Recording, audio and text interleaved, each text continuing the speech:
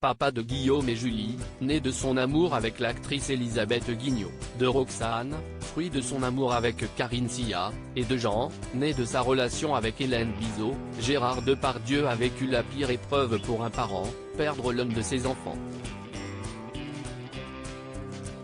En 2008, son fils Guillaume a succombé à une terrible pneumonie lors d'un tournage en Roumanie alors qu'il n'avait que 37 ans. Un drame pour l'acteur qui incarne Cyrano de Bergerac, d'autant qu'il n'a pas toujours eu une relation des plus apaisées avec son aîné.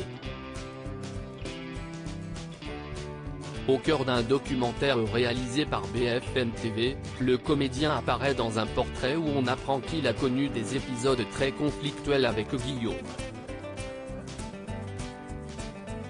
Le cascadeur Alain Mercier a évoqué leur lien père-fils distendu, une situation qui a fait beaucoup de mal à Gérard Depardieu. Il avait tendance à traiter son père de con.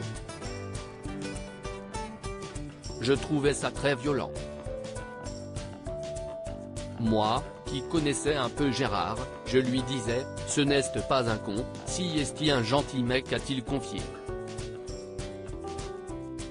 Choqué par le comportement de Guillaume, il se souvient également qu'il ne supportait pas son papa à tel point qu'il lui arrivait des excès de violence dès qu'il entendait le simple son de sa voix.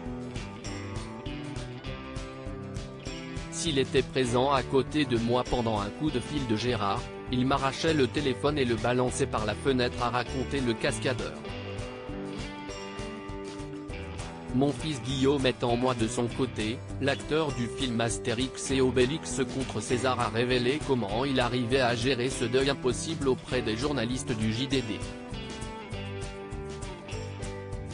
Je ne connais pas le deuil, a confié l'acteur, mon fils Guillaume est en moi, comme le sont Jean Carmet, Maurice Pialat, François Truffaut ou Barbara. Si l'absence nous pèse, si est à cause du vide qu'elle laisse, je veille à le remplir en me disant que Guillaume aurait aimé telle ou telle chose. Des mots très touchants venant d'un papa ayant le goût d'une histoire inachevée avec son premier enfant. À sa mort, Guillaume Depardieu a laissé derrière lui son célèbre père mais aussi sa fille Louise.